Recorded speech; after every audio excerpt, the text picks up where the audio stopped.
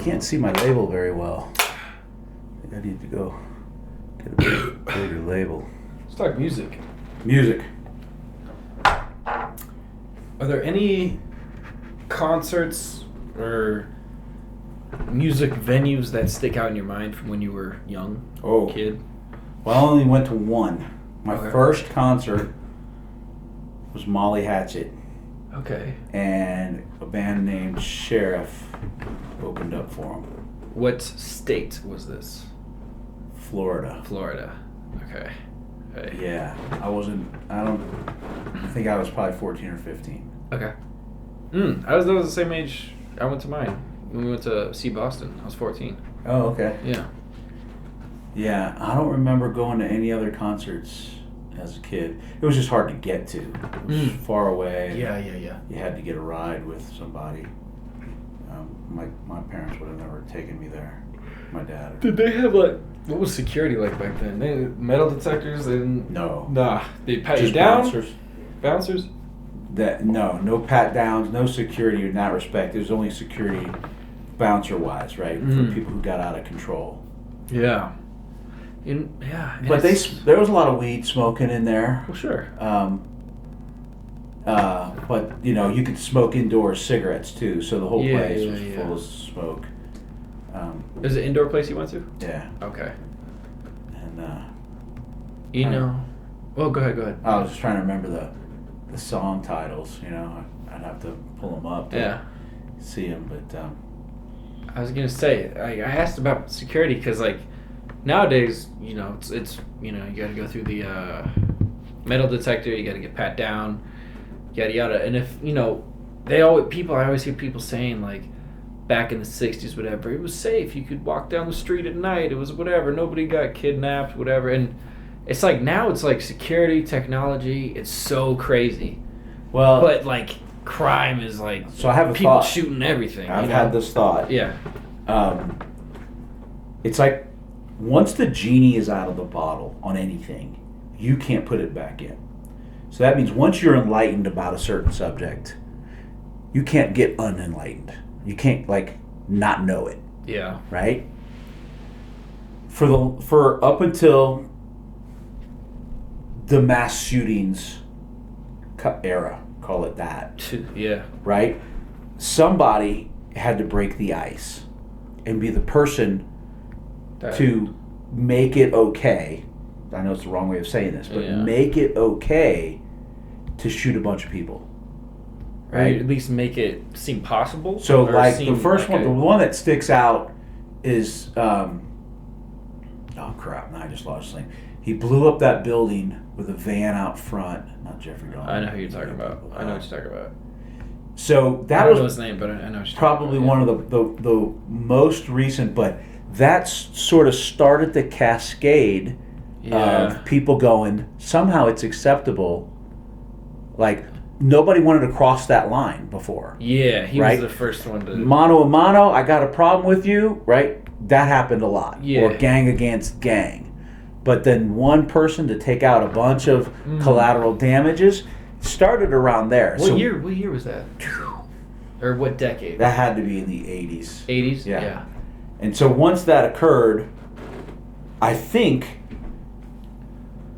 the bad guys, call them, thought, I could do that. If I'm going to feel bad about one person, who cares? I might as well take out a bunch of people. This is just my thought process, because, and I remember watching Call of Duty when we first got Call of Duty. Love it, yeah. I was 7, dude. You guys let me play Call of Duty when I was 7. So my rules about movies and stuff was, save the sex stuff for later, because that'll mess up your brain. And the violent stuff, at that age, right? Yeah. You don't need to go down that road, right? At least that's just my thought. I don't know. My brain understood a lot of things when I was really young. Well, you definitely understand it, but to be bombarded by it sure. affects your behavior. But I was aware that violence doesn't do the same thing. Now I don't know why, and I don't have there's probably studies and stuff agree. on it. No, right? yeah, I agree. But that's kind of how I looked at stuff. Yeah. But the thing that freaked me out and I had to get over or desensitized to was when you guys were playing Xbox, and you know how we were just learning about the characters. You're learning about the games. What can it do? And one of you guys walked up to another character and shot him point blank in the head, and the character dies. Yeah. That freaked me out. Right. I was like, whoa. So that's the kind of thing that it was okay to show that. It was okay for you, whoever. Oh, right. Okay. To put a gun to somebody's head and shoot it. Yeah, now, you can separate and go, that's a video game. Yeah. Right? Okay. But if you can't separate that, right, then what you see in a video game feels like the same thing that's in the real world. Well, if some people can go, God, it's nothing like a video. Now apply a video game to the real world. Now they have no remorse. They don't care. And because then that wraps. Now I'll wrap it with a thought of how about in the 1800s, the 1860s, right? Yeah. Gunslingers, guys coming to town. Some smart. Now, of course, this is tainted by Western movies, right? Like, of course. How close to reality is that? But, they're in the bar scene, he pulls out the gun and he shoots the guy sitting in a chair. Yeah. That guy's dead. Gone. Family no longer has a father. Right? All of those implications, whereas the movies portrayed it as they didn't give it a second thought. Yeah. Doesn't matter. That guy's out of my hair. I don't have to worry. And he goes on to kill more. It doesn't think about what happened there. Now, part of that is true because in the sense that people who were not educated, there was no education for those people, right? They just grew up on a farm somewhere and ended up riding on horses and doing their thing, right? If they didn't go to school, I guess they never learned to value the other person. They only valued their life. Oh, they only came up to look out for number one. Yeah. So if you were a threat, all I thought about is a threat to me. The consequences of what happens afterwards, not a thing. Yeah. So that's a form of never ever being sensitized to it, and so you never care about the consequences of that. But there's a distinct point in our worlds. Well, that probably we without the internet, that kind of crap's been going on a lot, especially in the Middle East. They've been killing each other for thousands of years, right? Yeah. It's just never been a part of our culture in America. That's gotta be. I can't imagine. So the thought of taking someone's life, that's a lot. That's a lot of weight. Precisely. Whoa, this is heavy. But doing it, I don't know, in a time like that, there's no internet, there's no nothing. All you know are the people around you and what they've taught you and whatever. And it must have been a whole different thing to be able to go kill that guy, okay, and they go kill that guy because he was there, he was told, Yeah, it's hard to say, but their brain, is void of knowledge and understanding, right. and without the experience of interacting with a lot of people in a school environment and making a bunch of people your friends. Yeah. And all you do is live a sheltered life and a protective life. Yeah. Then you don't develop, my degree right there, they don't develop the capacity. Yeah. Right? It's kind of like old people trying to learn a new language. My capacity to learn a language at this point, while it can be done, not as easy as a young child. I still don't understand exactly why that is. But you just get in a groove. I don't know. It's like, but so the same is true. I guess if you've never learned to have compassion and love, would be a difficult thing for someone, I think, to learn and appreciate from a non-selfish perspective if they've never had it. Yeah. It could get there, but. It's funny. It makes me think of I've watched some of these videos of pet rescues or something. Yeah. And one particular was a dog. It's it was hurt and mangy and whatnot, and it was just aggressive. And they would say, well, it's just scared. you know, and it looks like it's trying to get you, but that person understands that animal enough to keep put food out close. You know, the next day they come out to that dog, put food a little closer, and over time they can build trust with that animal, and then that animal, and then then you see the happy ending story. They adopt a dog, they bring it back to their house with their other pets, and it's this happy-go-lucky animal, right? Just having a great old life. But while it was in there, it was protect number one, and I don't care about you. It's kind of like that. It's just kind of look out for me. Who's this guy? Do I have to kill him? Oh, he gave me food. Sad about, and then it just goes on from there. I got two questions. If you could learn a language right now, what would it be? German. German? You Nazi. You Nazi bastard. I don't know why. You like it? I am. So, I've tried learning it. I got books, video, and I learned a little bit so that I could say hi and talk money. A little bit while we were over there. So I was really intrigued by that. Yeah. In fact, all my life, watching those old World War II movies. Right. You're like, what are they saying? Well, I don't know. It's a very aggressive sounding language. Yeah. But it's gross. Something about it. I think it's like. Yeah, it somehow it clicks for me. Yeah. So, well, here's where I go with it. I wonder if in a previous life I was German. I was gonna say we are genetics. Got German in our Germanic over there, right? So I think it's like 40% or something. Dang, man. I wonder what I am, man. I know what you are. You're like German and Irish, right? German, yeah, basically. Yeah. Okay. Yeah. Oh, you never did the. I didn't do one for me. You just did. So you can only be whatever your mom is, and she's add to me she's not Irish, English. Yeah, she says English, French Canadian. French Canadian, yeah. French, I think, is the most disgusting, dumbest language I've ever heard in my life. I hate it so much. And I hate when people are like, oh, I love French. It's so beautiful.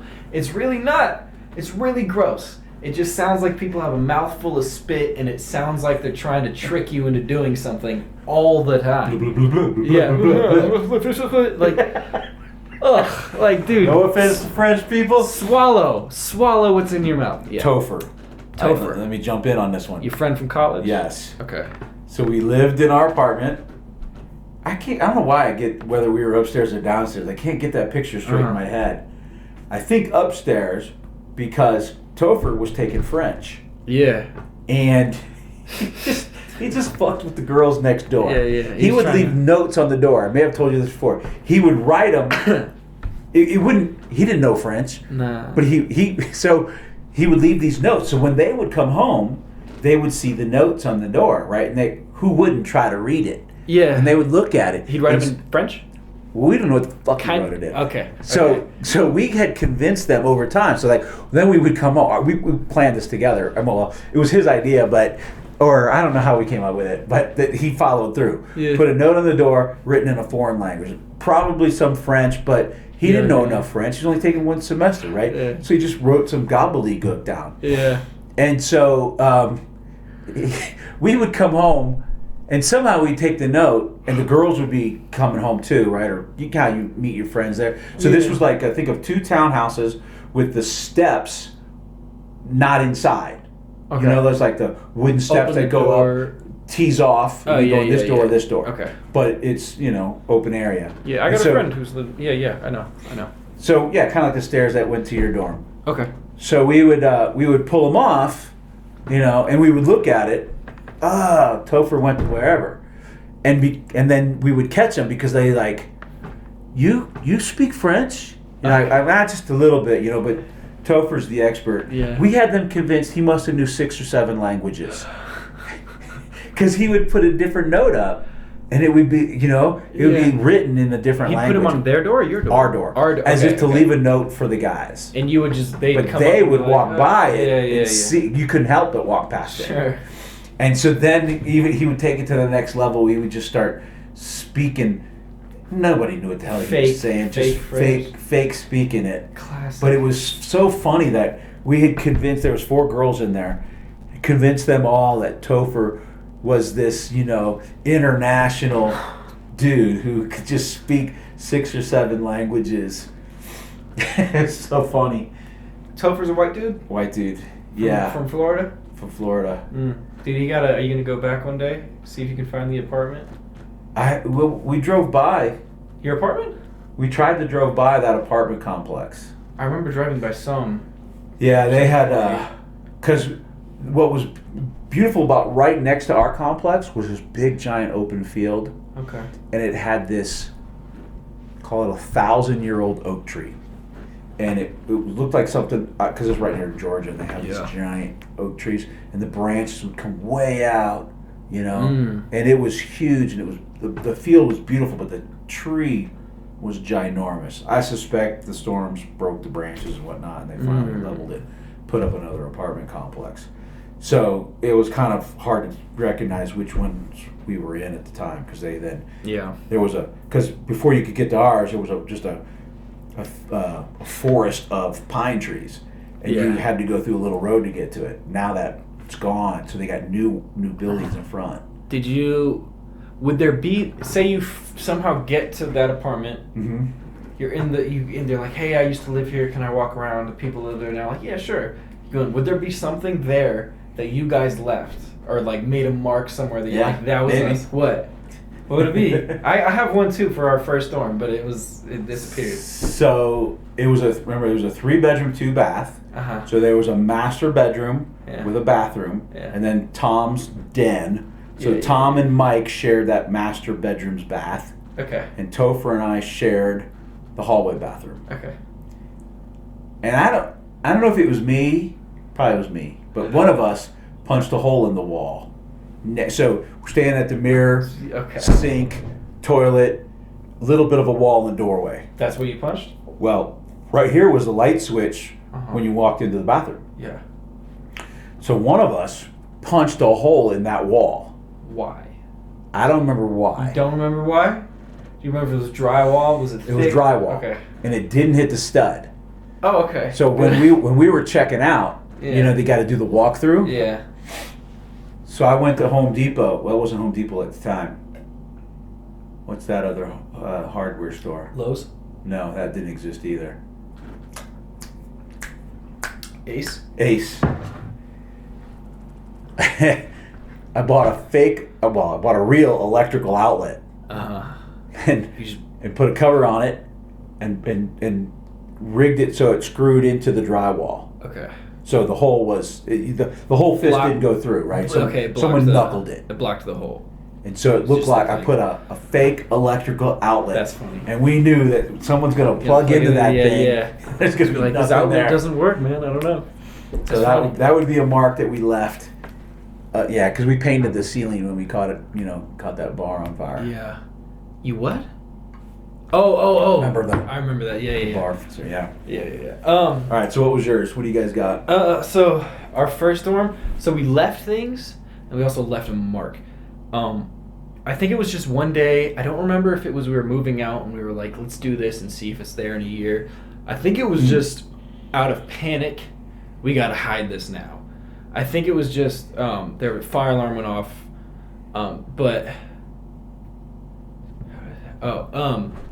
one of my roommates had a living thing that they're not supposed to have there.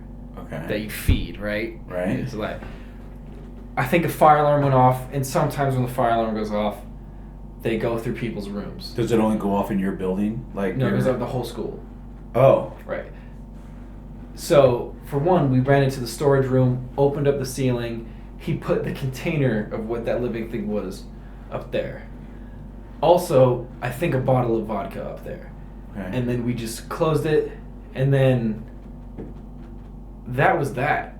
We didn't go back up there. Never go back and got the animal? The animal survived that. I don't know how. I think at the time that animal was lost. Like he lost it somewhere in the dorm. So it was a snake? No. Oh. We just had the container, and we were like, if they see the container, we don't know where the animal is. We haven't seen him for days, but if they see the container, we're done. Container went up there. Someone was like, we got this bottle of Amsterdam, probably, which is like I don't know why at our school that's the vodka people. That's the drink people buy. People just buy New Amsterdam vodka, and that's it. Like that. That's gross. And Jack Daniel. That's rough. Even grosser. It's rough, and we just put that up there, and I think we just forgot, and then we came back a sophomore year. Knocked on the door, and the new people, they were like, hello. And we were like, hey, we lived here last year. We think we left stuff in the storage room. Could we go check? They were like, okay. So we went up, and it was all gone. So we were, somebody cleared it out? Somebody grabbed it. Yeah. Somebody grabbed it. Interesting. And then also, one day, one of my roommates was just, I don't know what happened. Someone knocked, I think someone we knew knocked on the door. They opened the door. That person ran in. My roommate fell back. And there's a wall. Do you remember what that dorm looked like? It was you open the door, there's kind of a wall there, and then the living room's to the right. Yeah. So that wall is just all kind of hollow, dry wall. Yeah. He just fell into the wall. Just into the wall. And we pulled him out. There was just a hole in our wall for a while. So we had to call a work order in, and they filled it in. But there's that part of the wall is still a different color than the rest of the dorm. So I have another one. Yeah. So do we have the time? I should have timed it. Oh. This does have 21 minutes. Can you fit it? Yeah. Okay. Probably. So in the engineering school, so remember Florida State campus here. Yeah. This is the most beautiful campus I've ever seen, by the way. Oh yeah? Yeah, it's nice. It's my favorite. FAMU, 5 miles away, Mm-hmm. maybe. And then they built the engineering school campus separate on a piece of land, brand new building. We had these competitions. So in our 5th year, I think it was, we had two things we were doing. We were building this scale model of a lunar rover. We'd gotten a grant from NASA to build this next generation lunar rover. Nerds. All right. So right, dorks. Yeah. And then, but in addition, we had this singular track that you put your mechanical cars. And the idea, there's a center line, they both start, and one needed to hit the other and sort of push the other one back. Okay. Right? Yeah. Sort of a reverse tug of war, push of war kind of thing. And we wanted to see what the other, so each club had their own office. You know, so you could join the club and you go into your office, and it had a little code that you get into the door. Oh, cool. You felt real like Yeah. whatever. We climbed through the ceiling of our office because we wanted to get into 2 offices down and see what their plans were. Wow. Okay. Unbeknownst to us, once we got into the ceiling, though, they have what's called a fire break. So if let's say you have 3 offices, up in the ceiling, the wall goes up inside the ceiling too. Yeah. So that if this office caught fire, burned through, it wouldn't go either way. Well, we didn't know that. Well, knuckleheads us. We got up there, and we carve our way through this fire hall wall. Yeah. And we crawl through. By the time we got to the 3rd office, that's when we realized this is probably not a good idea. Yeah. And we stopped. Yeah. And we kind of just put the things back into place. Yeah. But that could probably, there's probably still there. Unless I don't think they ever. Unless someone was fixing ceiling tiles. It was like someone cut a hole. Up there hole. Saw the hole in there and then probably passed it. That's hilarious. But yeah, because the wall was a girder, like a metal frame that they had put dry. Once we caught that, we had to crawl through the girder to get to and all the while not falling through the ceiling tiles for the next office. Yeah. You know, so we're stepping on the beams. You did this while the other team was in there? No, they weren't. It was at night. Okay. We came in at night. Yeah. Dun dun dun dun dun. Right. Yeah. That was pretty funny. All right, let's kill this one.